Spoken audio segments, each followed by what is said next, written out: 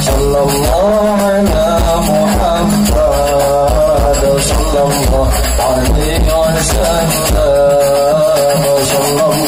ala Muhammad, sallallahu alaihi wasallam, sallallahu ala Muhammad, sallallahu alaihi wasallam.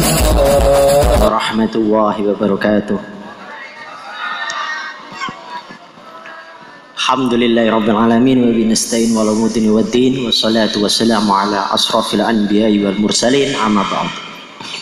Alhamdulillah diberikan kesehatan ya, masih bisa rame-rame kerumunan di tengah pandemi. Alhamdulillah saya tidak bisa bahasa Sunda, Bu Ibu. Jadi mohon maaf kalau tadi ada banyak pidato saya agak ngelek. Apa artinya ini? Saya lagi mau nyari asmanya laduni bahasa Sunda, cuman kok nggak ketemu-temu. Oh, apa ini artinya? Itu. Alhamdulillah ini memperingati Isra Mi'raj. Walaupun sekarang sudah 1 Sa'ban kayaknya. Ya Bapak, yang penting hikmahnya. Sabda Rasulullah itu kalau ada majelis bahas Allah, bahas Rasulullah, turun malaikat, dipayungi malaikat rahmat. Insya Allah malam ini banyak rahmat, banyak berkah. Allahumma bismillah, alhamdulillah nih. Jadi karena Isra Mi'raj itu kita bahas oleh-olehnya. Apa ini Ibu, Bapak, oleh-olehnya Isra Mi'raj itu? Tempe, apa tahu? Oleh-olehnya itu sholat 5 waktu. Lah kalau kita bahas sholat 5 waktu, sholat 5 waktu itu ada sirnya, ada rahasianya. Ini dibahas dalam salah satu kitab namanya Daqaiqul Akbar. Ketika sholat 5 waktu itu, ini antara mic-nya Bang. jadi sholat 5 waktu itu ya, ada sirnya. Kalau kita bahas, karena pakem saya untuk mendalami alhamdulillah di dunia tasawuf, maka kita akan mengupas tentang sholat dari sisi tasawuf. Pertama, bentuk sholat itu seperti huruf Ahmad, Bapak-bapak. Jadi berdiri seperti huruf alif, ruku itu seperti huruf ha, sujud seperti huruf mim, duduk seperti huruf dal. Dalam salah satu hadis dijabarkan, man arafa nafsahu faqad arafa rabbahu. Kenalilah dirimu sendiri, niscaya engkau kenal dengan Tuhanmu. Lah kalau dalam sholat ini ada rahasia apa untuk mengenal diri sendiri? Sayangnya saya ini kayaknya nggak seperti ekspektasi ibu-ibu nih ya. Biasanya kan kalau penceramah itu agak-agak bercanda, agak guyon ya.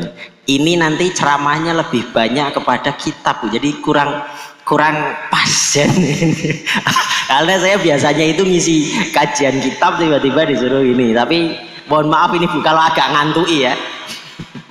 Tapi insya Allah ada berkah ilmunya. Jadi begini, dalam kitab itu unsur dalam Al-Quran manusia diciptakan itu ada pertama tanah tembikar.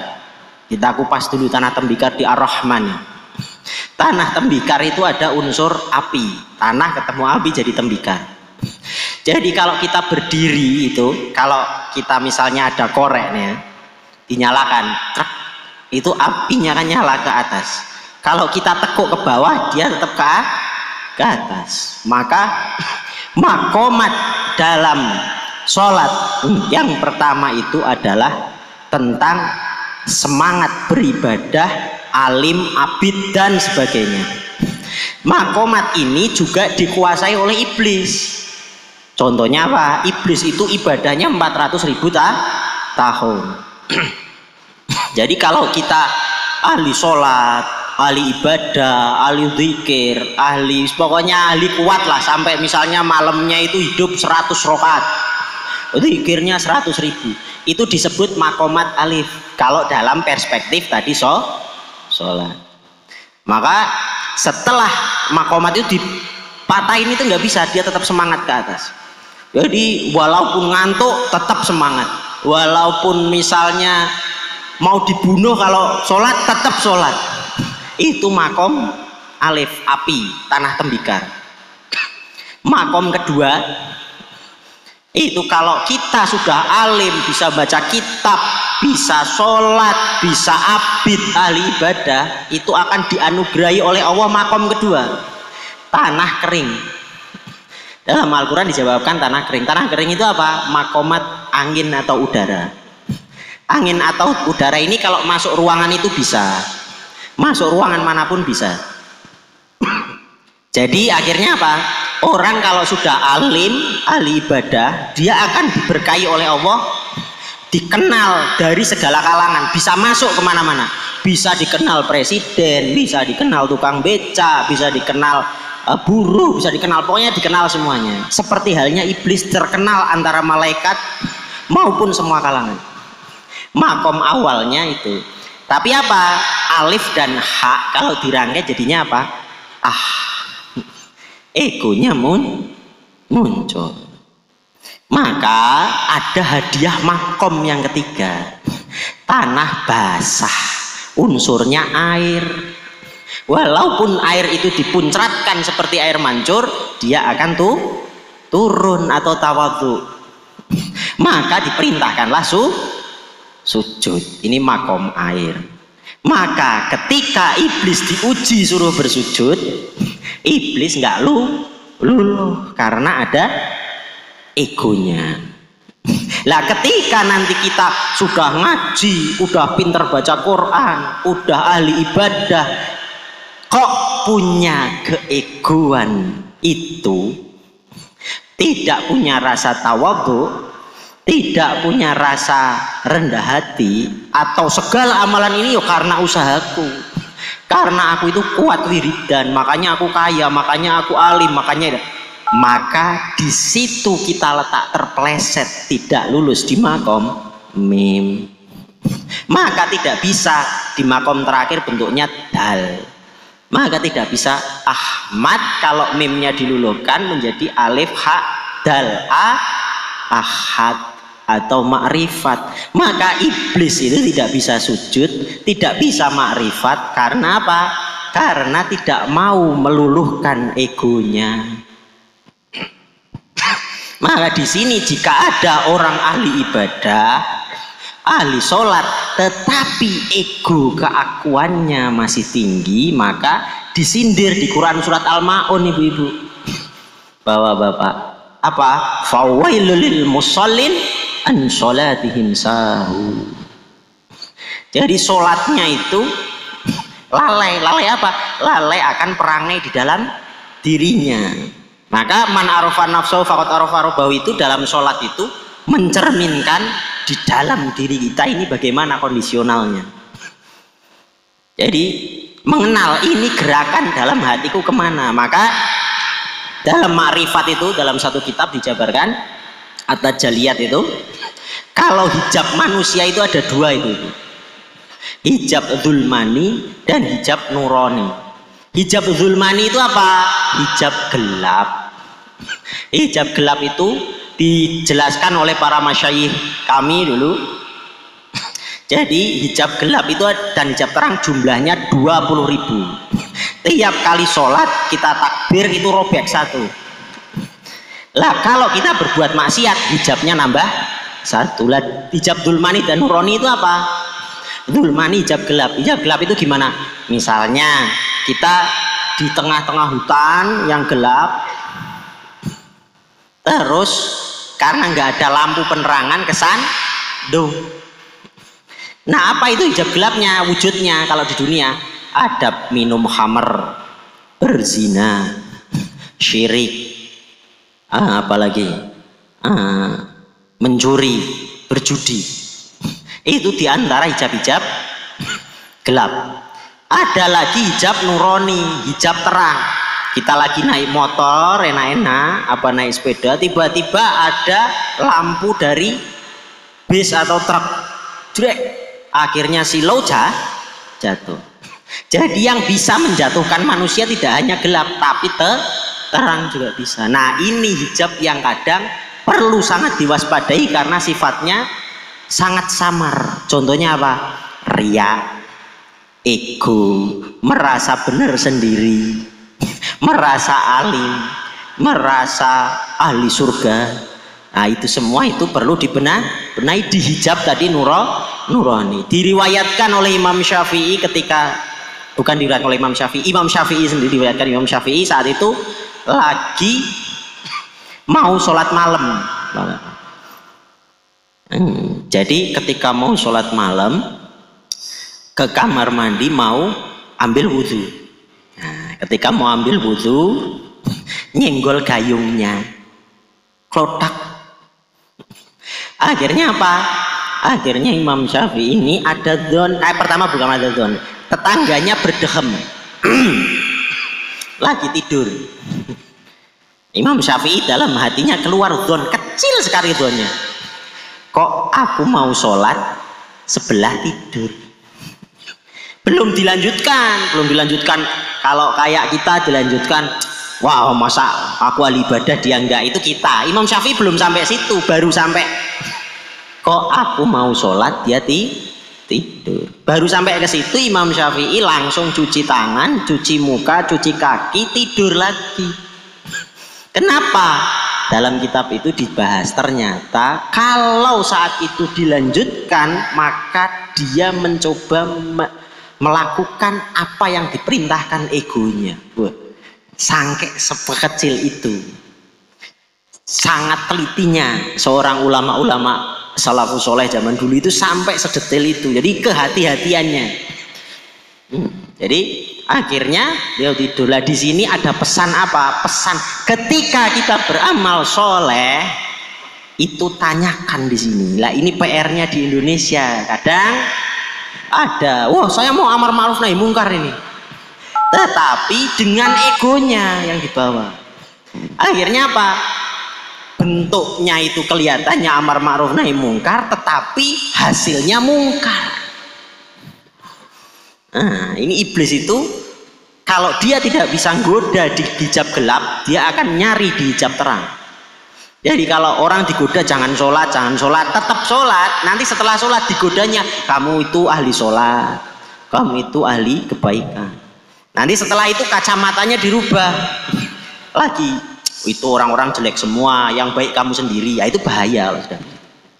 Makanya para ahli dalam kitab Syarah At-Tajaliyat itu begini, kehati-hatian para wali ketika dia melihat sesuatu itu jelek. Dalam syarah kitab itu dijelaskan, maka di dalam hatiku ada itu. Contoh, itu si fulan itu munafik itu, maka di dalam hatinya ada munafik. Dianalogikan oleh Syekh Rahimuddin An-Nawawi Al-Bantani kepada para muhibbinnya pada saat itu. Jadi ibaratnya ada, misalnya nih ibu-ibu atau bapak-bapak punya uang 100.000. Ada orang datang, minta dong 50.000, bisa ngasih? Bisa. Minta 100.000 bisa ngasih? Masih bisa. Tapi kalau mintanya 500.000 nggak bisa ngasih karena punyanya 100.000. Nah, ketika hati ini menuduh si fulan riya, si fulan itu munafik, itu kita bisa menuduh karena kita punya 100.000 tuduhan. Jadi kalau kita tidak punya, maka kita tidak bisa ngasih. Jadi kalau kita tidak punya keburukan itu, maka tidak bisa ngasih. Maka apa? Para wali-wali zaman dulu misalnya lagi jalan, tiba-tiba ada orang sedekah di keramaian, terus muncul riya ini, langsung astagfirullahaladzim, astagfirullah. Kok saya masih bisa menganalisa riyanya? Makanya dijabarkan ketika Rasulullah SAW itu apa mau mensolati orang munafik, beliau karena di hatinya tidak ada munafik, cuman karena kalau Rasulullah itu doanya itu makbul, maka Allah mengutus malaikat untuk melarang. Ini jadi ketika kita melihat suatu keburukan itu langsung istighfar. Ini kalau dalam ajaran. Nah ini akan berkaitan tadi dengan sholat. Oleh-olehnya Isra Mi'raj. Satu lagi. Dua, sholat dalam definisi ini syarat sahnya apa sih? Wudhu. Wudhu itu ada di bab toharoh kalau dalam para santri. Lah toharoh itu kalau ditarik bahasa Arab itu artinya apa?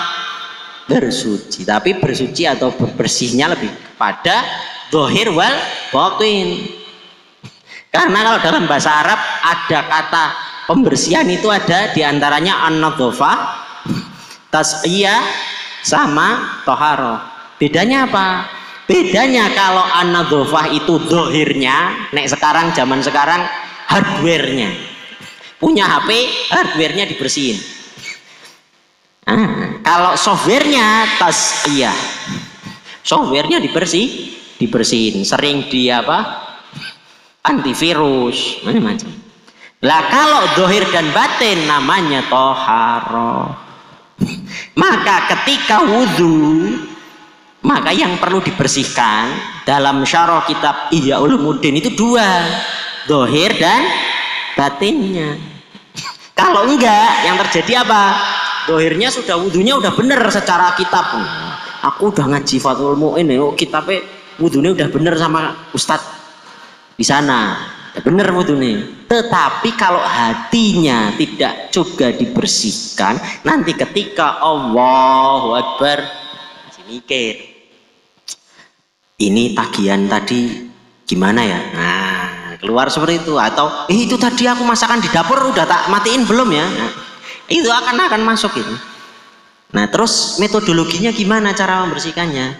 Satu, ketika mau menjelang adzan itu kita istighfar sambil nunggu adzan, dibersihin. Dan ketika ambil wudhu, ketika misalnya mau mengusap, ini minimal diistighfarin astaghfirullahaladzim, telinganya diistighfarin astaghfirullahaladzim, tapi dengan dihakikati. Maksudnya dihakikati gimana?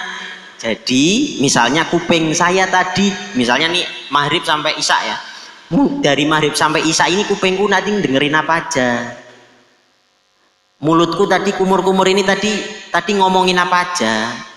Oh jangan-jangan aku tadi gunjingin tetangga.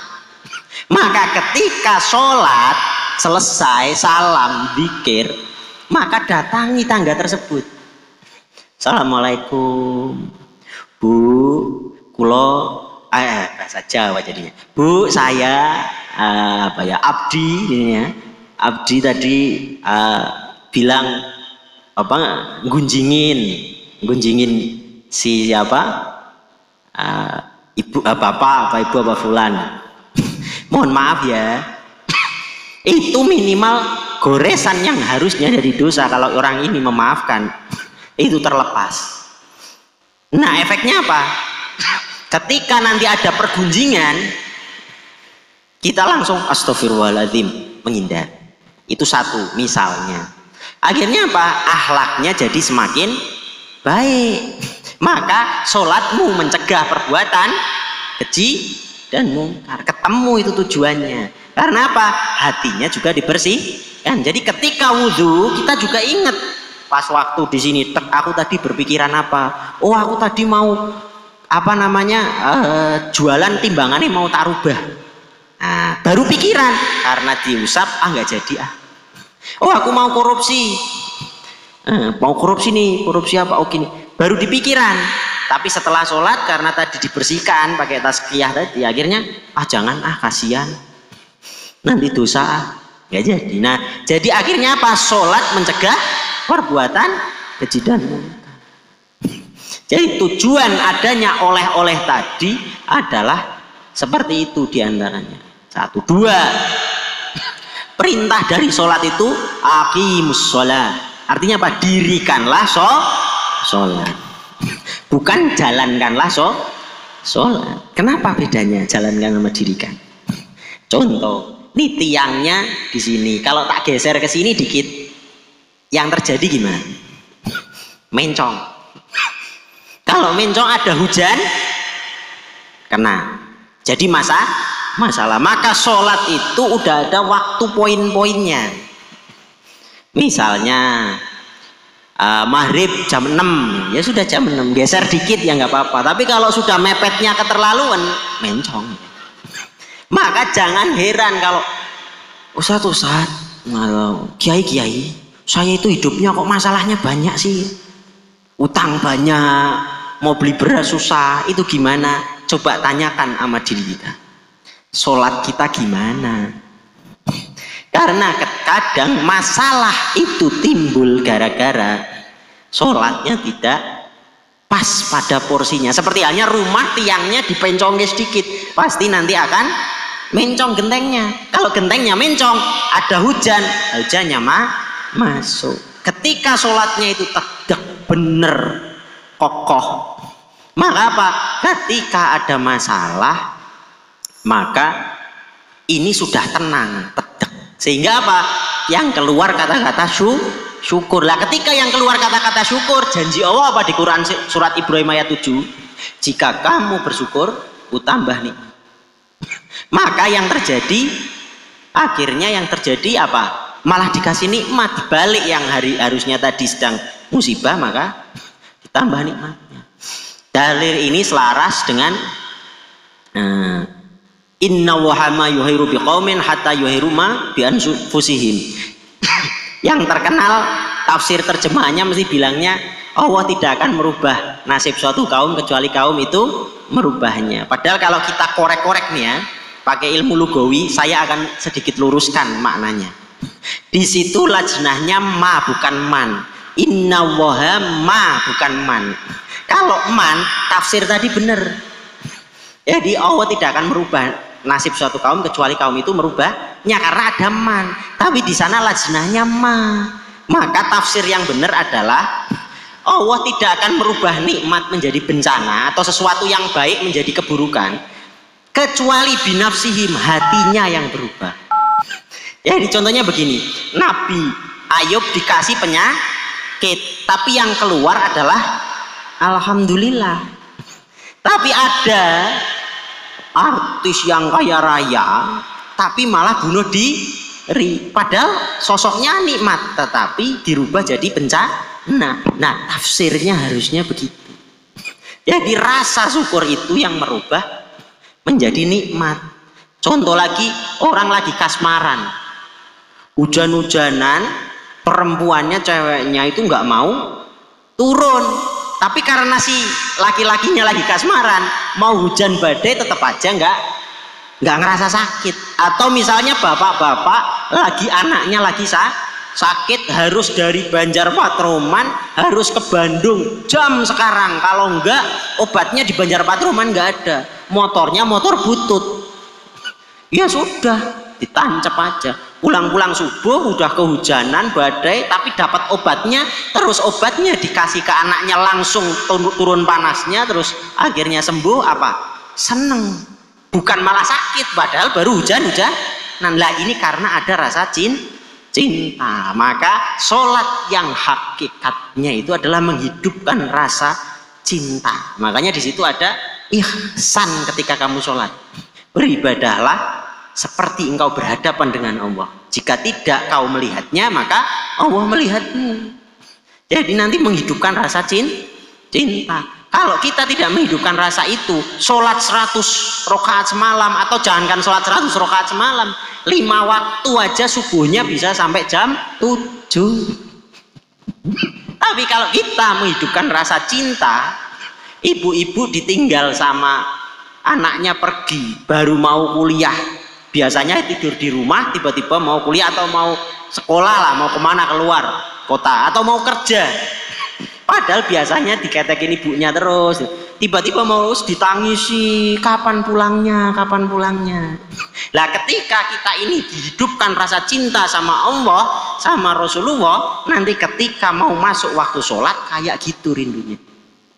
Akhirnya ditunggu, karena ditunggu subuhannya jadi nggak telat, duhurannya jadi nggak telat. Lah itulah yang akhirnya menimbulkan efek-efek ke belakangnya jadi baik.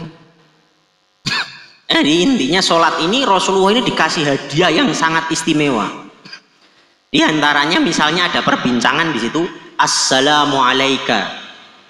Nah, di sini kita kupas dulu. Kalau dalam bahasa Arab itu Assalamualaikum berarti mukhatab. Mukhatab itu berarti berhadapan. Ayuhan Nabi berarti apa? Menghadirkan Rasulullah itu di hadapan kita. Oh, itu istimewa sekali. Jadi ketika kita atahiyat itu Rasulullah itu berada di hadapan kita. Dan apa sangat cintanya Rasulullah kepada umatnya dibalas lagi. Assalamualaikum ya Nabi wa rahmatullahi wa barakatuh. Dijawab Assalamu alaina wa ala ibadika sholihin. Bagi hamba-hambaku atau umat-umatku yang soleh juga dikasih selamat, jangan kepada Rasulullah aja. Lah ini hadiah istimewa. Artinya apa? Ketika kita sholat, kita itu sebetulnya mendoakan seluruh alam semesta. Di sini ada esensi tafsir apa? Kalau mau selamat, jangan sendirian, ngajakin teman-temannya. Ya contohnya begini, ada majelis, ngajakin teman-temannya. Mau ngajak sholat, ngajakin teman-temannya. Mau ngajak ibadah yang lain, ngajakin teman-teman. Biar apa? Selamatnya bareng. Kalaupun berdoa, kunci doa bisa dikabul ibu-ibu. Yang pertama, jangan ego doain diri sendiri doang. Ya Allah, biar saya kaya. Ya Allah, biar jangan gitu. Malah itu lama doanya. Jadi pertama itu doakan dulu apa? Rasulullah sholawat. Habis itu istighfar, ngakuin dosa-dosanya, atau dibalik istighfar dulu ngakuin dosa-dosanya, terus sholawat. Karena apa? Kita tidak bisa didohirkan segala sesuatu ilmu ini kecuali tanpa wasilah Rasulullah. Setelah sholawat kita doa-doakan orang tua kita, sesepuh kita, guru-guru kita. Setelah itu tetangga-tetangga kita, orang-orang terdekat kita doain semua. Misalnya ada yang suka gunjing, ya Allah semoga dia dapat hidayah. Atau misalnya ada tetangga yang bagaimana sakit, doakan. Setelah itu semua baru disebut doa kita. Dan puji-puji Allah dulu pertama. Puji-puji Allah, rayu-rayu Allah. Setelah itu baru nyebut hajatnya yang terakhir. Ditutup sholawat lagi. Baru itu nanti manceleng doanya terkabul. Jadi ada metodologinya, nggak asal ya Allah aku tuh minta kaya, nggak begitu. Ada prosedurnya. Ada yang ditanya buru-buru, ya Allah minta kaya, nggak begitu. Karena esensi doa itu sebetulnya hakikatnya bukan hanya meminta, tetapi penghambaan dan merendahkan diri. Makanya ada dalil barang siapa tidak berdoa itu sombong. Yang dimaksud apakah barang siapa tidak meminta itu sombong? Tapi barang siapa tidak merendahkan dirinya di hadapan Allah Subhanahu wa taala dan meninggikannya, maka sombong. Contoh, ketika Nabi Adam turun, yang diajarkan doanya apa? Robbana ya Robbana zalamna anfusana wa ilam taghfir lana wa tarhamna lanakunanna minal khosirin. Itu merendahkan diri dan meninggikan Allah. Aku itu dosanya banyak, aku itu nggak layak di hadapanmu. Itu kayak seorang laki-laki merayu kekasihnya. Aku itu jelek, nggak ganteng, miskin, kamu itu kaya raya, kamu itu cantik. Itu dulu. Makanya kalau doa juga begitu. Aku tuh dosanya banyak ya Allah, saya itu bodoh ya Allah. Itu dulu, merendah dulu. Setelah itu puji Allah setinggi-tingginya. Ya Allah engkau Ghafurur Rahim, Maha Pengampun. Ya Allah engkau begitu. Setelah itu baru, nah saya itu nggak mampu apa-apa Allah. Ya Allah, kalau misalnya engkau tidak ridhokan atau izinkan aku, hajatnya apa? Nah baru itu. Jadi doa itu tidak langsung todong aja. Nanti nggak ada adab sama Allah, nggak ada adab sama Rasulullah. Nah jadi setelah doanya seperti itu. Nah doa yang paling mustajab diantaranya menurut paling ulama itu kalau bisa bahasa Arab di saat sujud terakhir. Kalau tidak ketika sudah selesai sholat, di luarnya pakai bahasa Sunda boleh, bahasa apa boleh, tetapi diawali tadi mekanisme tadi, ditambah perendahan diri karena unsur ma'rifatnya nanti ketemu. Jadi di situ. Nah, ini oleh-oleh istimewa dari Rasulullah itu diantaranya adalah sholat. Seandainya tidak ada itu yang dicemburui oleh umat-umat yang lain. Bahkan umat kita ini, kalau kita bahas di kitab Daqaiqul Akbar tadi, balik lagi, itu jadi Nur Muhammad ini adalah senternya alam semesta itu. Yang pertama diciptakan itu siapa? Nabi Adam. Nah, itu jasadnya ibu-ibu, dohirnya. Tapi yang diciptakan pertama kali ruhaniyahnya itu Muhammad Rasulullah Sallallahu Alaihi Wasallam. Jadi ibu, ini sejarahnya saya kupas. Kenapa kok Rasulullah itu sangat sayang sama umatnya, sangat sayang, bahkan sama orang yang ahlul maksiat itu Rasulullah masih sayang. Nah, ini ada sejarahnya. Jadi dalam kitab Daqaiqul Akbar yang diciptakan pertama kali oleh Allah itu Nur Muhammad. Nah, Nur Muhammad ini nanti netes ke 6 nur lain.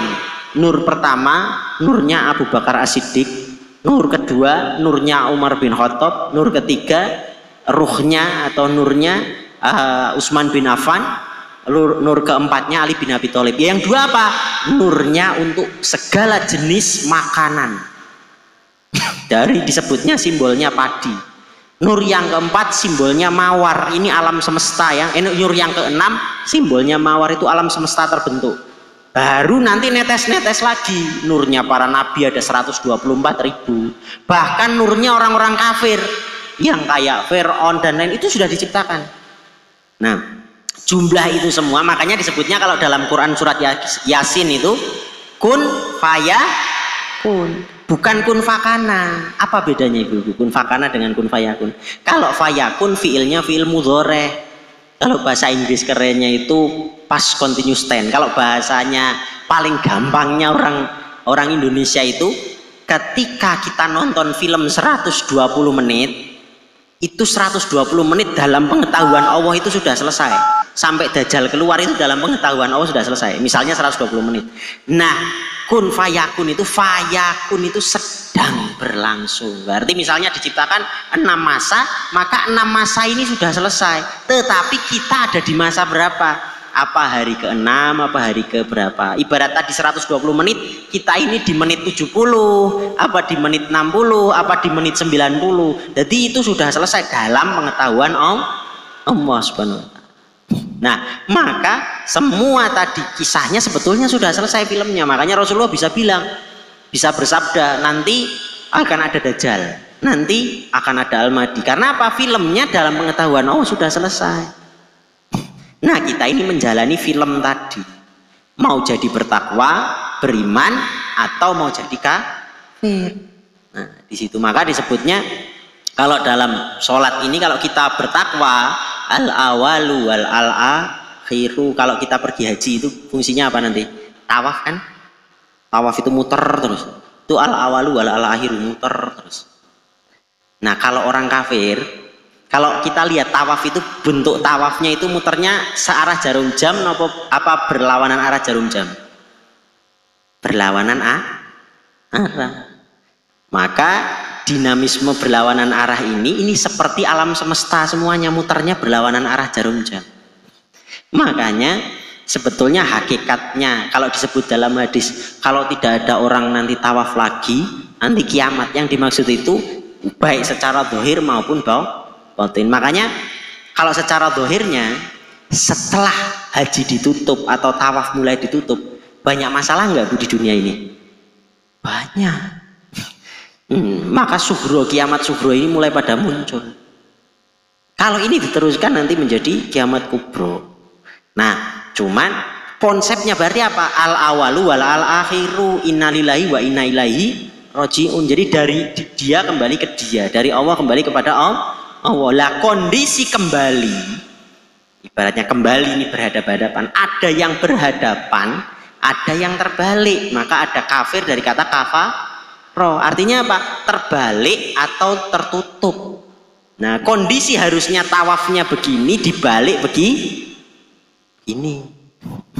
Mekanismenya menjadi disuruh tobat dari kata tabah. Artinya apa? Kembali. Maka orang yang keluar dari lintasan harus kembali ke poros lintasan syariat yang telah ditentukan oleh Allah Subhanahu wa ta'ala. Nah, balik lagi, kenapa Rasulullah tadi cinta banget sama umatnya, sampai ibaratnya umat yang nakal, umat yang tidak sholat pun dicintai, kalau bisa masuk surga semua. Karena apa? Rasulullah adalah induk atau ibunya seluruh alam semesta ruhaniyahnya. Sekarang ibu itu anaknya ada yang nakal, mau dipenjara itu digondeli atau ridho apa enggak? Enggak ridho, walaupun ini nakal banget, pasti enggak akan ridho. Lah seperti itulah cintanya Rasulullah, bahkan mungkin lebih. Karena apa? Ibu induknya seluruh alam semesta. Nah, sekarang kalau kita bayangkan, maka kalau kita melihat begitu, maka kita akan muncul rasa cinta. Nah, cintanya kepada Rasulullah, maka kita bersolawat. Nah, sudah berapa kalikah solawat kita sehari ini?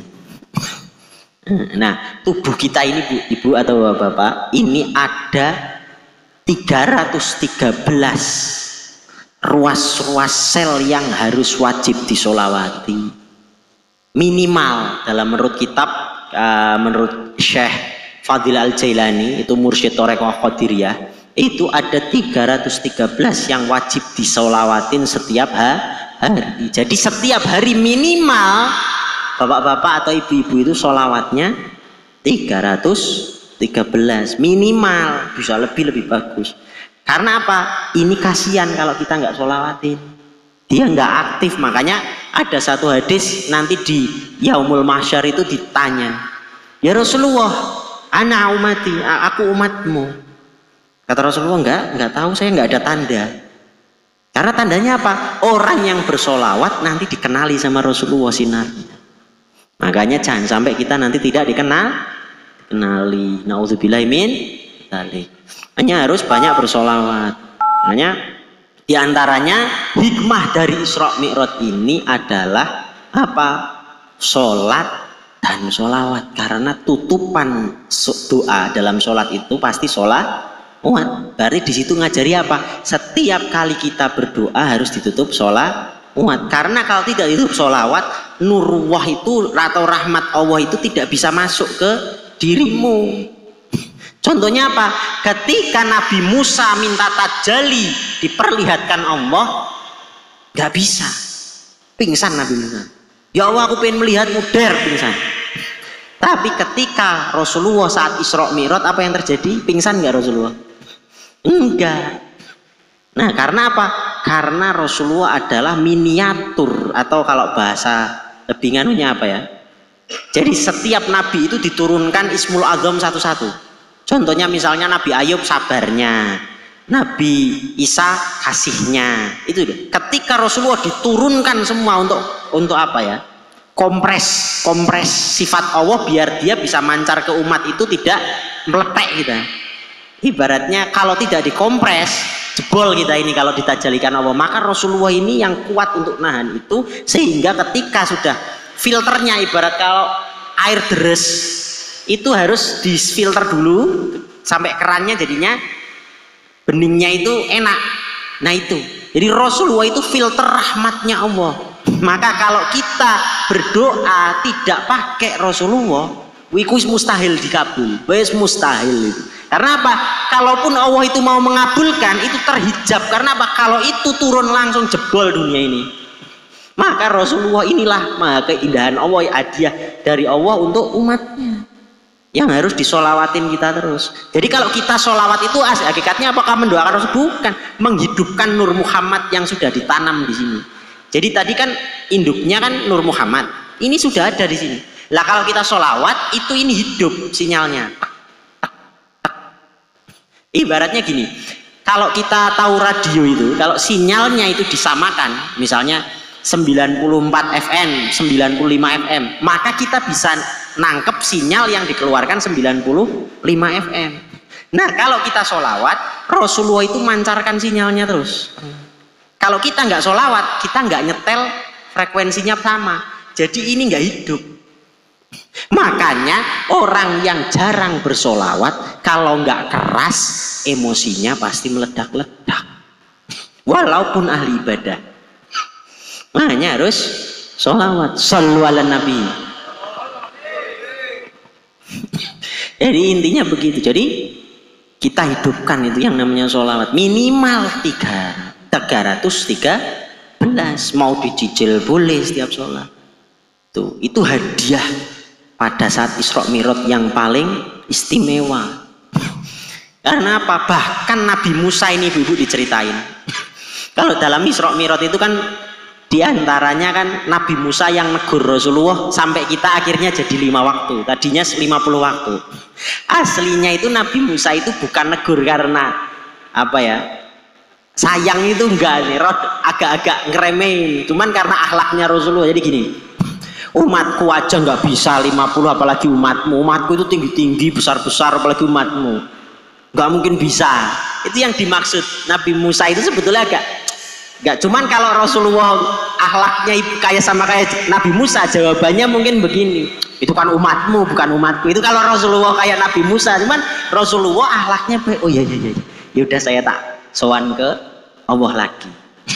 Cuma Nabi Musa itu terkenal begitu. Makanya kenapa ajarannya itu lebih kepada, misalnya kita lihat di Quran surat Al-Kahfi. Ketika ketemu Nabi Khidir, ada Nabi Khidir mau mendiriin rumah roboh padahal penduduknya pelit, apa yang dibilang? Minta imbalan, kata Nabi Musa. Karena apa? Ajarannya adalah rasionalitas.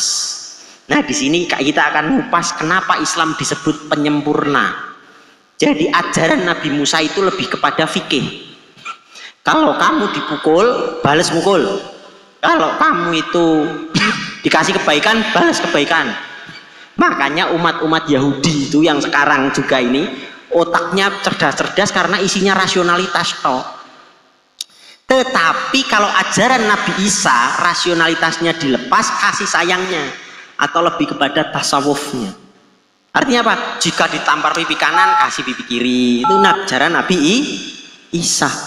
Tapi kalau masuk ajaran Islam, ajaran Rasulullah, ini gabungan keduanya. Jika kamu dipukul, kamu boleh bales. Tapi kalau kamu memaafkan, kamu lebih mulia. Gabungan antara rasional sama hati. Lah ibadah pun begitu. Ada kalanya, kalau kata Maulana Jalaluddin Rumi, tangga menuju Tuhanmu, menuju Rabbmu, itu kepalamu. Tapi untuk sampai kepada Dia, injak-injak kepalamu. Yang dimaksud gimana sih? Kalau kita itu mau sholat, kan wudhu dulu. Dipikir nggak? Dipikir. Rokaatnya sholat maghrib berapa? 3. Dipikir nggak? Dipikir. Tapi ketika Allahu Akbar, kalau masih mikir jumlah rokaatnya, terus Allahnya mana? Maka apa? Injak-injaklah kepalamu. Tak lebih vulgar lagi karena makin malam ini. Tapi kalau yang belum nikah, tutup telinga boleh. Misal nih, malam pertama. Yang belum malam pertama, tak doakan biar cepat malam pertama. Ditanya, Kang aku sekarang udah nikah sama kamu nih. Nah, si akangnya bilang, Teh, nih sekarang kan kita sudah resmi nih, sudah halal nih. Nih kunci mobilku punyamu. Ini kunci sertifikat rumahku, silakan pegang, punyamu juga. Ini ada rekening bank, punyamu. Itu ada mobil parkir 7, punyamu semua. Tapi jawaban perempuannya apa? Setelah aku nikah denganmu, maka ini nggak penting lagi. Yang penting kamu mas ya. Yang penting kamu nih gitu. Nah ibaratnya seperti itu. Jadi apa? Ini ada dalam hadis qudsi. Ketika Allah menyapa penduduk surga, ya qalbun salim, sekarang kalian sudah di surga nih. para penduduk surga yang hatinya selamat, qalbun salim. Nah ini ada ciri-ciri. Kalau sholat kita membawa qalbun salim, berarti min akhtari sujudnya nyampe. Tapi kalau setelah sholat malah pengennya berantem, hati-hati itu min akhtari sujudnya nggak nyampe. Karena di situ Allah dalam hadis qudsi bilang, ya qalbun salim, menyapa penduduk surga. Jadi artinya apa? Orang yang sholatnya itu benar-benar sampai tujuannya pasti ngecap. Di sini ada namanya qalbun salim. Nah dijawab, sekarang kalian qalbun salim itu sudah di surga, mau minta apa lagi? Kata penduduk surga dijawab, ya Allah, setelah aku di surga ini aku nyicipi semua, mau keinginanku terkabul semua, cuman ada satu yang belum terkabul. Apa? Aku pengen melihat wajahmu. Maka Allah dengan kun fayakunnya dibuka hijabnya.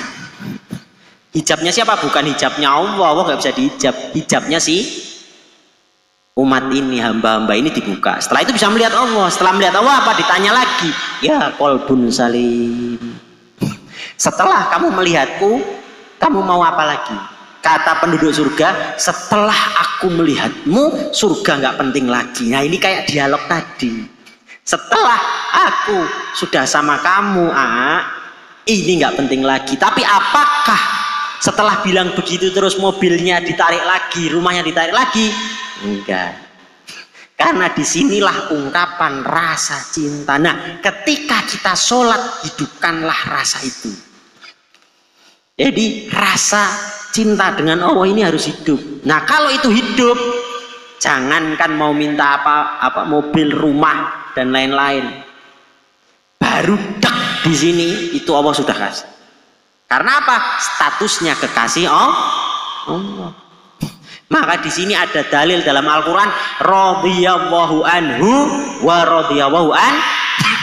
Di situ ada lajnahnya hu dan ha dulu. Yang dimaksud apa? Kamu ridho dulu ketentuanku, nanti aku ridho padamu. Tapi kalau masih ya Allah harga beras naik, ya nyebut Allah masih mending, tapi intinya belum ridho. Nah di sini yang dituntut sama Allah sirnya. Jadi ketika kita ini ridho atas ketentuannya, maka puncaknya Allah akan ridho pada. Mulai disinilah puncak rezeki. Makanya kalau kita sholat duha kan katanya membuka rezeki. Tapi ada yang bilang, loh aku itu tiap hari sholat duhanya bisa sampai berokaat-rokaat, sampai 8 rokaat, 12 rokaat, tak lakoni, tak jalani, tapi aku tetap miskin. Gimana ini Ustaz? Lah ini definisi rezekinya salah. Rezeki itu apa aja? Duit rezeki, sehat rezeki. Yang paling puncak apa? Ayo coba, puncak rezeki apa? Yang tadi dibahas, ridho Allah atau mardotilahnya. Jadi ketika seseorang itu berdoa, ya Allah, jikalau rezekiku di langit turunkanlah, jauh dekatkanlah, maka ketika dikabulkan pada Imam Al-Ghazali rezekinya apa? Lalat. Karena apa? Karena Imam Al-Ghazali nulis kitab banyak-banyak, dinaskan beberapa ulama, beliau masuk surganya karena ketika nulis tintanya bocor, diminum lalat, beliau teringat kekuasaan rahmat Allah, di situ Allah ridho. Berarti jika rezekiku dilalat maka keluarkan lah, jika jauh dekat kan lah, jika haram suci kan lah, itu yang dimaksud. Nah makanya hati-hati kalau misalnya rezekinya ternyata ada di perampok, mau apa itu? Ternyata setelah dirampok dibunuh, Allah ridho masuk surganya karena itu. Maka apa? Ketika berdoa perampoknya malah datang. Atau misalnya ridhonya di tempat lain. Ridhonya dengan apa? Dengan didatangkannya sakit. Maka si ibu-ibu atau bapak-bapak ini yang tadinya sholat duha malahan menjadi ikhlas dengan sakitnya, itu masuk surganya karena sakit. Maka rezeki itu jangan dipersempit hanya duit. Contoh misalnya, ibu atau bapak punya anak umur 7 tahun, dia minta diajari naik motor dan dibelikan motor sampai nangis-nangis, guling-guling, dikasih enggak?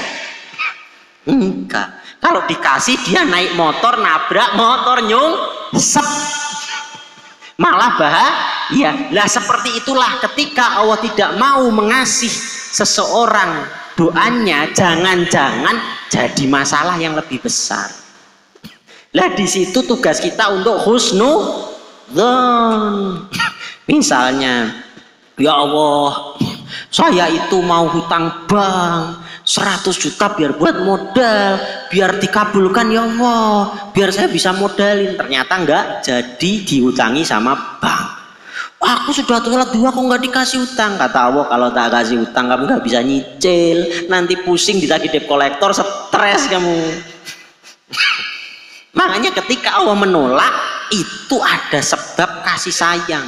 Maka kata Ibnu Qayyim al-Jauzi itu dalam satu kitab, sesungguhnya jika engkau mengetahui rencana Allah sampai terakhir hayatmu, kau akan meleleh cinta kepadanya. Cuman karena kita nggak mengetahui jadinya begitu. Seperti halnya anak kecil goreng-goreng, wah nangis sampai guling-guling minta tadi motor, tetapi padahal membahayakan dia. Maka orang tua karena kasih sayangnya nggak ngasih. Apakah orang tua nggak ngasih itu karena dia nggak sayang? Enggak, karena kasihan. Kalau tak kasih kamu bahaya. Maka ketika kita minta sama Allah terus kok tidak dikasih, jangan gerutu, jangan ngambek. Ah udah nggak usah sholat 2 aja. Enggak ini jangan. Karena apa? Satu mungkin karena itu. 2 ada lagi sebabnya. Kalau ibu-ibu atau bapak-bapak ada orang ngamen, lagunya kok merdu, langsung dikasih duit atau ditunggu dulu? Tunggu dulu, tak dengerin, kalau bisa tambah lagunya lagi. Sama orang doa, kalau dia itu menurut Allah, aku seneng ngeliatnya, doa sing suwi, doa dulu yang lama. Kalau sudah lama doanya, makanya ada riwayat Jibril itu datang kepada Allah, ya Allah itu si fulan itu kok bertakwa, baik banget, doa terus, sholat 2 terus, sholat tahajud terus, nggak pernah putus, puasanya sunnah nggak pernah putus, kabulkan ya Allah. Kata Allah enggak. Loh kenapa? Karena apa? Karena aku senang mendengar dia berdoa. Seperti halnya tadi. Tapi apa? Kalau orang ngamen tadi itu ibaratnya merdu sama yang sumbang. Kalau sumbang dikasih 1000 udah sana pergi. Tapi kalau yang merdu bisa jadi dikasihnya 100.000, tapi nunggu, sabar. Maka ketika kita sholat sudah baik, sudah berdoa, kok nggak dikasih, berhusnudzonlah bahwa Allah akan ngasih lebih dari harapan kita. Kita butuhnya 10.000, jangan mau dikasihnya 1 juta. Cuman ditangguhkan karena apa? Karena doanya merdu. Jadi selalu ada husnudzon. Ada lagi misalnya orang mau diselamatkan dari kecelakaan pesawat, dibikin macet, dibikin nggak bisa, sudah ngerutu, ternyata apa? Setelah itu ada kabar pesawatnya nyungsep. Nah kadang Allah itu mau menyelamatkan hambanya dengan musibah, tapi musibahnya untuk menghindari musibah yang lebih besar. Maka bersyukurlah. Lah ketika bersyukur tambah nikmatku. Ini dalilnya yang kaya makin kaya, yang miskin makin miskin. Kalau orang makin bersyukur tambah kaya, tambah seneng. Yang miskin makin miskin karena mungkin mengeluh. Makanya jangan heran kalau lihat orang Cina, orang-orang yang kafir kok malah tambah kaya, karena setiap dia mau bagi-bagi angpau gila-gilaan, sedekah gila-gilaan. Nah apa rumusnya? Orang kafir kebaikannya diganti langsung di dunia, cash. Kalau kita orang muslim separuh dikasihkan, separuh taruh di akhirat, atau malah 100% ditahan di akhirat. Karena apa? Ketika nanti di yaumul hisab itu orang kafir pada nuntut, ya Allah demi keadilanmu, katanya engkau adil, aku dulu beramal bagi-bagi ini sedekah apa-apa, mana wujudnya? Allah kasih, nih kamu dulu jadi kaya karena apa? Nih yang lain orang muslim kalau mau dagang kadang tak susah-susahin, nih kamu enggak. Akhirnya tertunduk orang kafir. Oh iya ya, udah dikasih semua di dunia. Nah, jadi jangan iri sama mereka. Makanya dalam hadis, dunia adalah penjara orang mukmin dan surganya orang kafir. Orang di penjara enak enggak? Enggak. Makanya kita itu disuruh menahan, mau makan babi nggak boleh, mau minum khamr nggak boleh, di penjara. Orang kafir suka-suka dia, tapi nanti di akhirat gantian. Jadi kita itu sudah diberikan keadilan, makanya maha adil Allah. Balik lagi tadi ke syarah kitab antara Dulmani dan Nurani.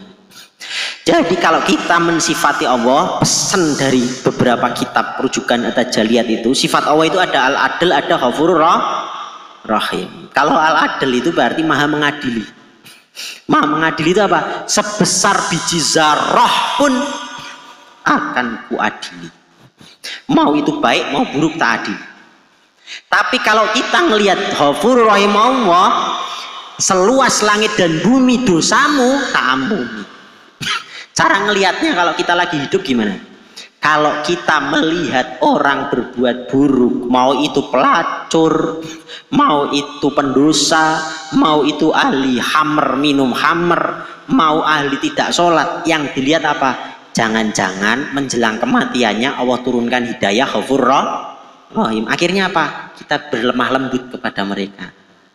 Tapi kalau kita melihat ke dalam, lihat isi hati kita waspada. Karena apa? Jangan-jangan ada sedikit dosaku yang keluar sifatnya Al-Adl atau maha mengadilinya Allah sebesar biji zarah nanti diadili. Akhirnya apa? Astagfirullahaladzim, astagfirullahaladzim. Jadi tidak merasa suci. Maka dalam syarah kitab itu gimana? Kalau kita misalnya nih bapak-bapak atau ibu-ibu baru nyuci pakaian putih, mau biasanya Idul Fitri kan baru beli baru putih banget, terus tiba-tiba ada oli sedikit kedudukan, apa yang terjadi? Kotor-kotor, cuci-cuci. Tapi beda kalau orang di bengkel, badannya isinya oli semua, terus bapak bilang gini, ya awas kotor. Enggak kotor. Artinya apa? Di situ kalau orang merasa bersih sesungguhnya kotor, sedangkan orang yang merasa kotor sesungguhnya bersih. Makanya tidak ada sahabat yang merasa aman dari neraka atau siksa kubur. Contohnya Sayyidina Utsman, ditanya, ya Utsman, Sayyidina Utsman, kenapa kamu kok masih sholat minta ampun begini? Kan kamu sudah masuk 10 sahabat yang dijamin masuk surga. Itu Rasulullah stempelnya loh, bukan dari yang lain. Apa kata Utsman? Kan jaminan Rasulullah itu masuk surga, bukan aku selamat dari siksa kubur. Maka aku memohon ampun biar aku tidak terkena siksa kubur. Artinya orang yang sudah dijamin pun masih khawatir, jangan-jangan aku masih salah. Maka apa? Kalau kita sudah beramal soleh, jangan merasa aman. Tapi apa? Dalam hatinya. Tapi sebaliknya, ketika melihat orang berdosa, jangan mencaci maki. Karena apa? Jangan-jangan Ghafurur Rahim tuh. Sayyidina Umar radhiyallahu an itu tadinya apa? Mengkubur anaknya sendiri. Rasulullah mau dipenggal, tapi sekarang makamnya di sebelah Rasulullah dan masuk 10 sahabat yang dijamin masuk surga. Maka tidak ada yang tahu, jangan-jangan yang tadinya orang itu buruknya minta ampun bisa jadi baik.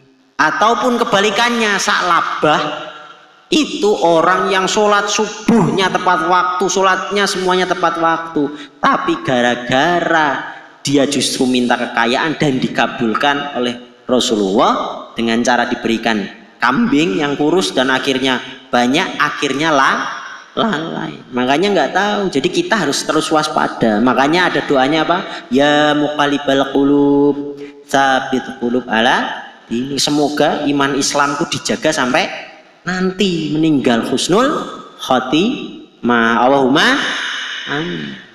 Makanya itu. Jadi kalau melihat ke dalam hati-hati, kalau melihat keluar malah rahmat. Jangan kebalik. Ini kenapa di Indonesia kadang sekarang isinya caci maki? Karena apa?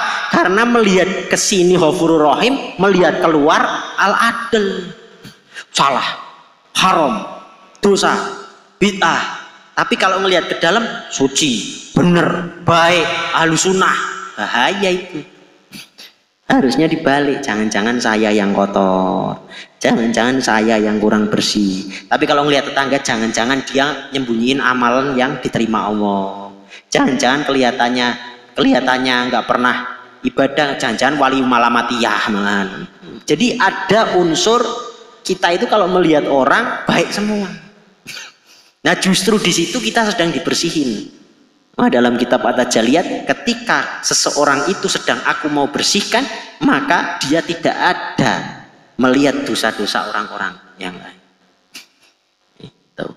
Wallahu a'lam bishawab. Ini udah jam berapa? Waktunya nanti kalau kemalaman ini ya 11. Mau lanjut apa enggak ini? Masih lanjut. Takutnya kalau kemalaman nanti malah bablas sholat subuhnya. Mas lanjut ini benar nih.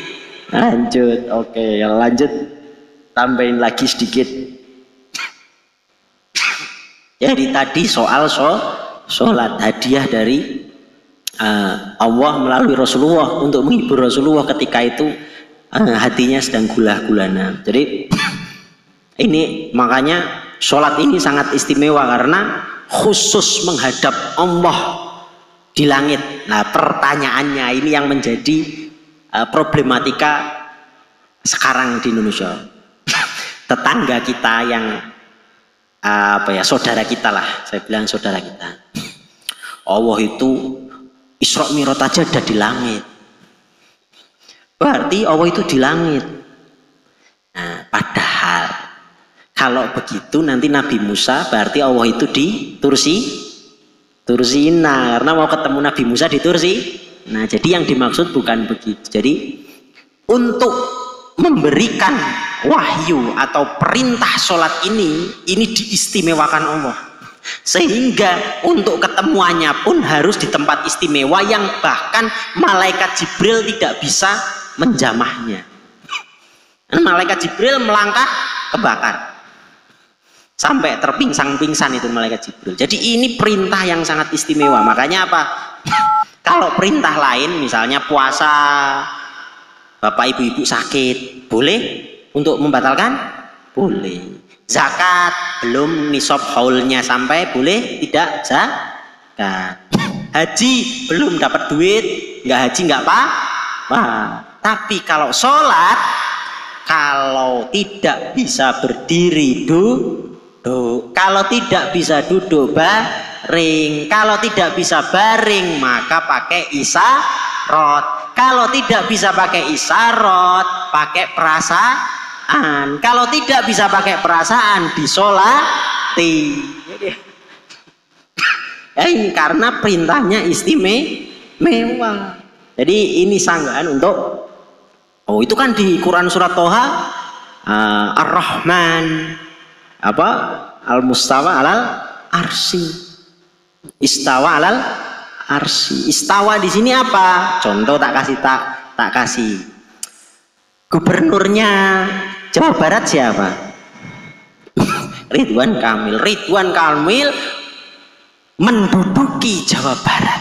Apakah Ridwan Kamilnya itu duduk di Jawa Barat? Enggak. Tafsirnya adalah Ridwan Kamil menguasai otoritas Jawa Barat. Maka ketika ada Allah itu istawa, yang dimaksud adalah menguasai arsy. Tafsirnya seperti itu. Jadi istawa itu menguasai, bukan menduduki kayak manusia, nanti kayak makhluk, nanti mujasimah. Jadi itu. Terus terkait dengan tadi kelanjutannya Nabi Musa ketemu Rasulullah sampai akhirnya tadi dari 50 perintahnya jadi 5, dikorting lagi sampai akhirnya jadi 5 waktu. 5 waktu pun kadang masih bolong. Jadi itulah istimewa sholat. Makanya setiap kali sholat itu harusnya kalau orang memahami hakikatnya itu kangen sama Allah. Jadi kita itu harus menghidupkan rasa itu. Makanya disebutnya kalau orang itu tidak hanya belajarnya syariat saja, nanti kering di sini, nggak ada hidup rasa, kayak robot. Makanya di situ perlu rasa. Makanya ketika sholat itu hidupin rasanya. Sehingga apa? Ketika kita sholat, rasa itu muncul. Ya Allah, aku rindu sama kau. Maka kata Rasulullah, jika engkau tidak bisa rindu sama Allah, bayangkan rindu denganku. Lah kalau tidak bisa membayangkan Rasulullah, bayangkanlah gurumu yang warisatul anbiya. Karena Rasulullah itu dalam hadis riwayat Muslim itu meninggalkan agama Islam itu, Allah telah kutitipkan warisanku ada 2. Kalau dalam hadis riwayat Muslim, Alkitab wa itrahku. Yang itrahku itu berarti apa? Para dzurriyyahnya syarif, habaib, itu yang dititipkan. Yang kedua apa? Nuriyah kitabnya. Maka ada ulama warisatul anbiya. Makanya belajar itu harus ada gurunya. Kata Sufyan Ats-Tsauri, barang siapa belajar tanpa guru, maka bagaikan di hutan lebat. Kita pegang tongkat tapi nggak bawa lampung. Ngeraba asal suka-suka dia. Dan kalau dia sudah suka-suka dia menafsirkan Al-Quran, maka hadis Rasulullah bersabda itu mengancamnya, persiapkanlah, kamu sudah disiapin kursi di neraka. Makanya kita nggak boleh hati-hati untuk nafsirin Quran kalau nggak ada gurunya. Karena guru itu pentingnya apa? Nah, ini yang perlu dalami lagi. Jadi dalam belajar itu ada 2, bapak-bapak ibu-ibu. Yang pertama dares, yang kedua ta'lim, bahasa Arabnya. Dares itu ajar, taklim itu didik. Makanya kita ini kadang Indonesia bisa begini karena banyak yang terpelajar tetapi tidak terdidik. Apa itu bedanya didik dan ajar? Kalau ajar, contoh, sabar adalah, ikhlas adalah. Tapi bisa ikhlas? Belum tentu.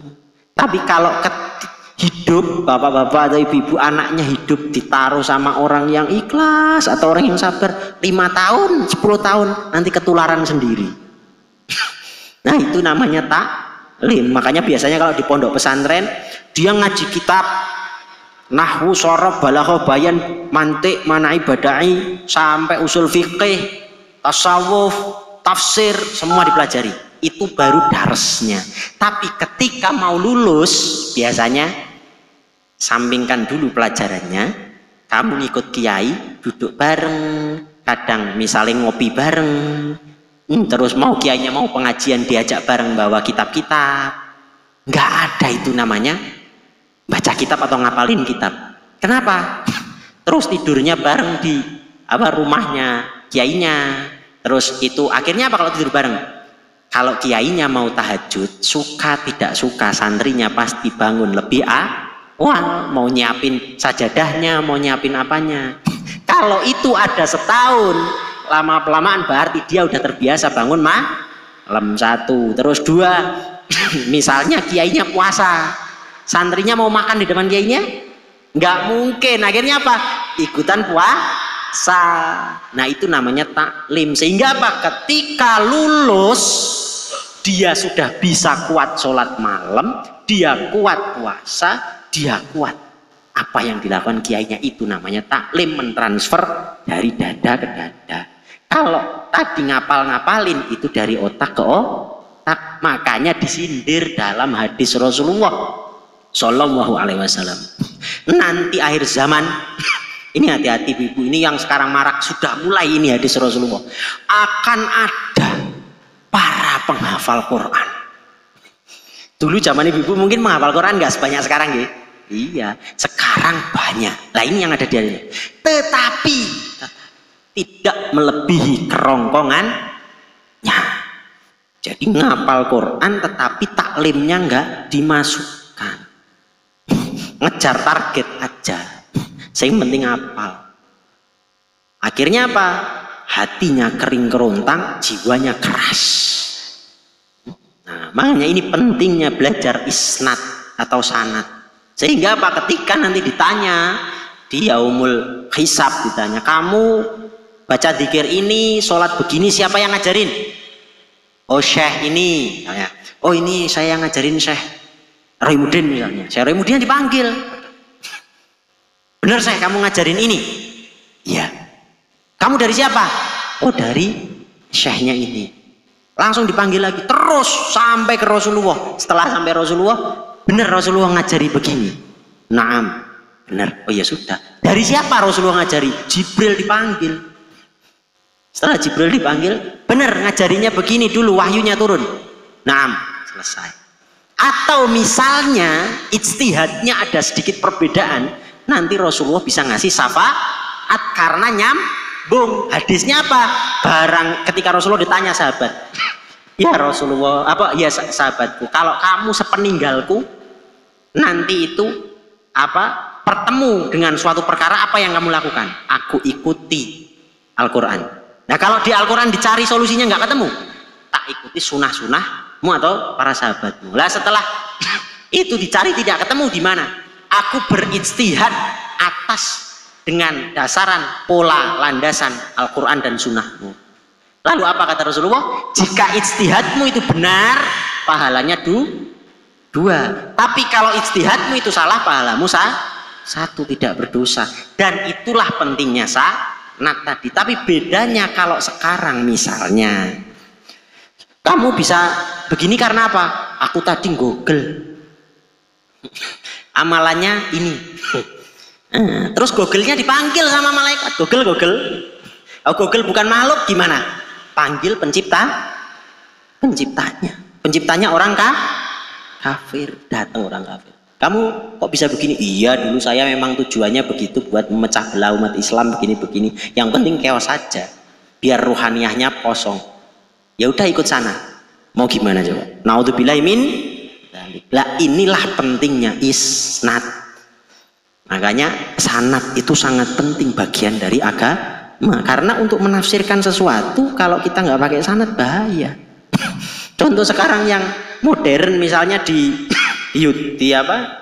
medsos, kalau ditegur pakai nganu nanti jawabannya gini, sampaikanlah walaupun satu ayat.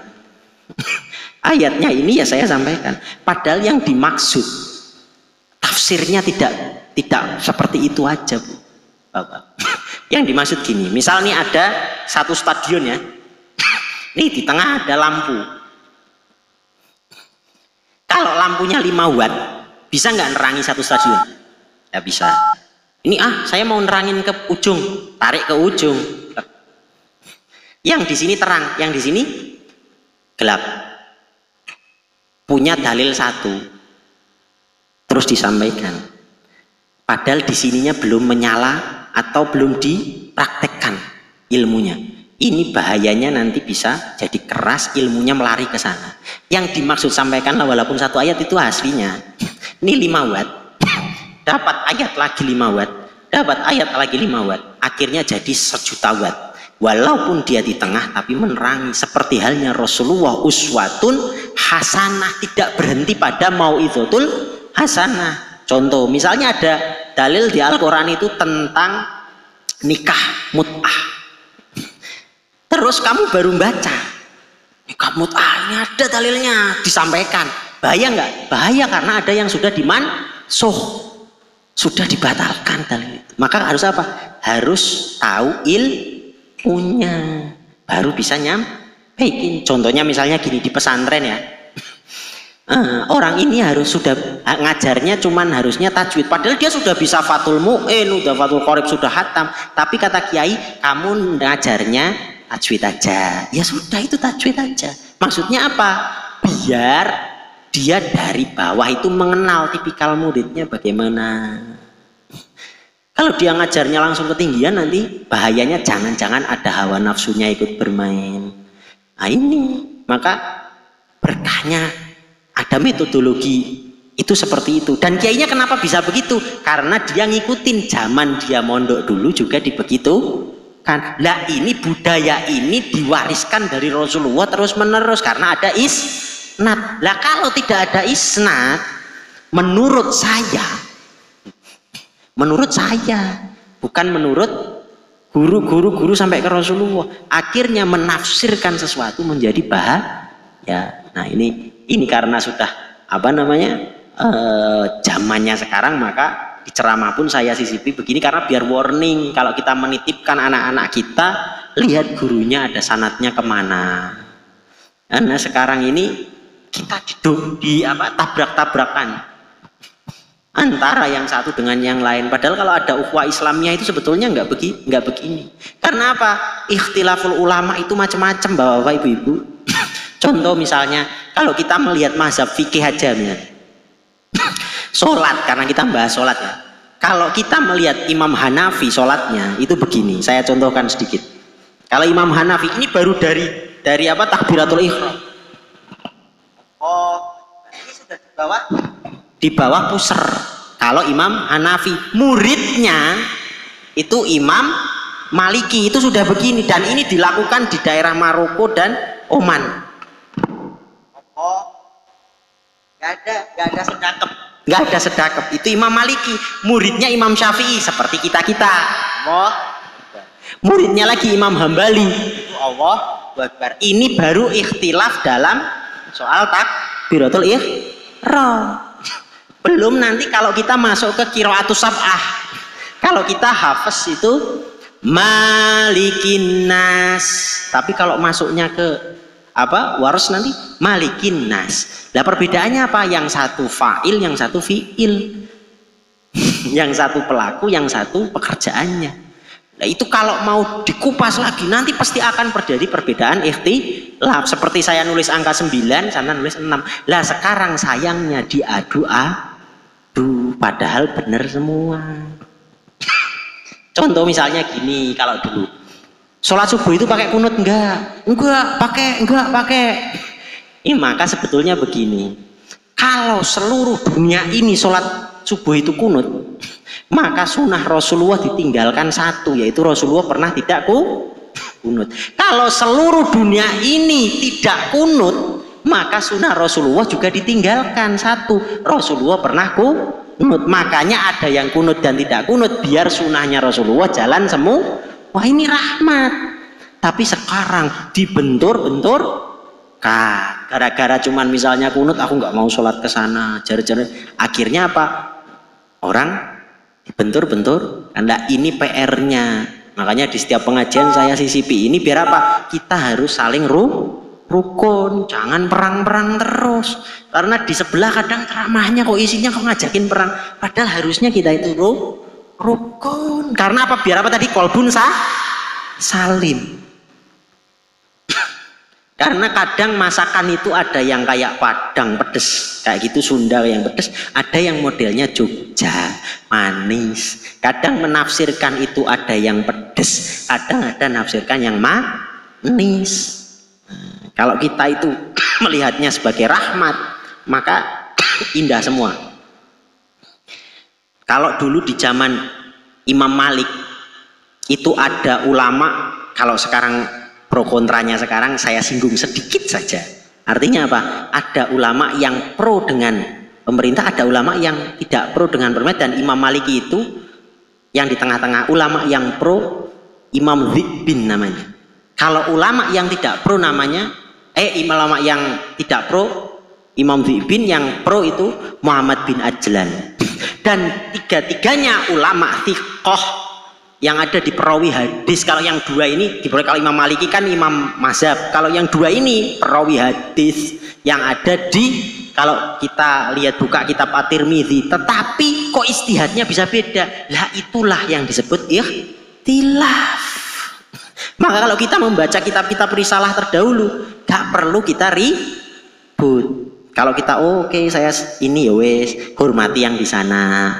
Lah itu Islam yang benar seperti itu.